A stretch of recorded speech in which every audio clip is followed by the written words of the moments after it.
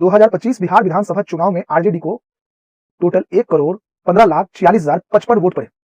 अब आप सोच रहे होंगे मैं ये डेटा आपको क्यों दे रहा हूं तो असल में आपको तेजस्वी यादव की तरफ ले जाना चाहता।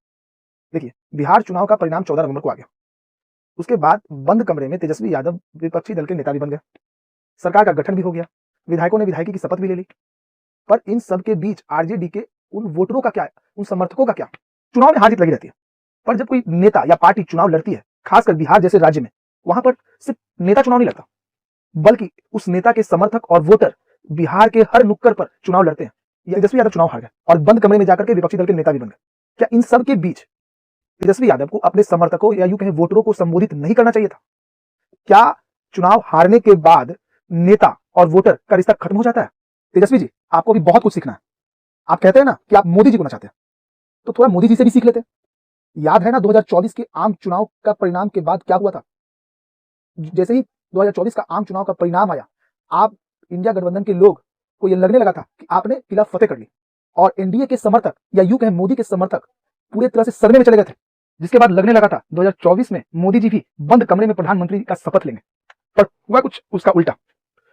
चुनाव परिणाम के बाद उसी शाम को हर बार की तरह जैसे चुनाव परिणाम आता है और मोदी जी अपने बीजेपी कार्यालय में सभा आयोजित करते हैं, ठीक उसी तरह मोदी जी ने बीजेपी के दिल्ली के कार्यालय में अपने समर्थकों की सभा लगवाई और माइक पर आते ही मोदी जी ने उस बुरे परिणाम, तो जो बुरा परिणाम आप कह रहे थे, से भी अपने समर्थकों के लिए एक पॉजिटिविटी लेकर आए।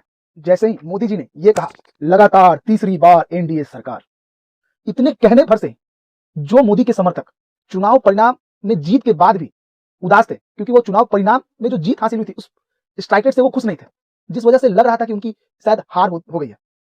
उस उदासी भरे क्षण में भी मोदी जी का एक पॉजिटिव वर्ड उनके समर्थकों में जान भर दी। इसे कहते हैं नेता साहब। तो तेजस्वी यादव जी, बिहार विधानसभा 2025 का चुनाव परिणाम देखने के बाद ये साफ दिखता है कि अगर पार्टियों की बात की जाए तो आरजेडी को 2025 बिहार विधानसभा चुनाव में सबसे ज्यादा वोट पड़े, टोटल 1,15,00,000 समथिंग वोट।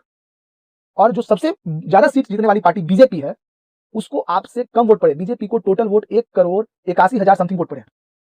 तो क्या ये एक पॉजिटिव चीज नहीं थी आपके लिए? 2020 बिहार विधानसभा चुनाव से नंबर ऑफ वोट्स भी बढ़े आपके, ठीक है, वोट परसेंटेज की बात की जाए तो 0.11% घटे, पर क्या ये पॉजिटिविटी नहीं थी आपके लिए? ठीक, आप चुनाव हार गए हो, पर वो 1 करोड़ वोटर्स का क्या साहब, जिसका मनोबल जमीन के अंदर धस चुका है?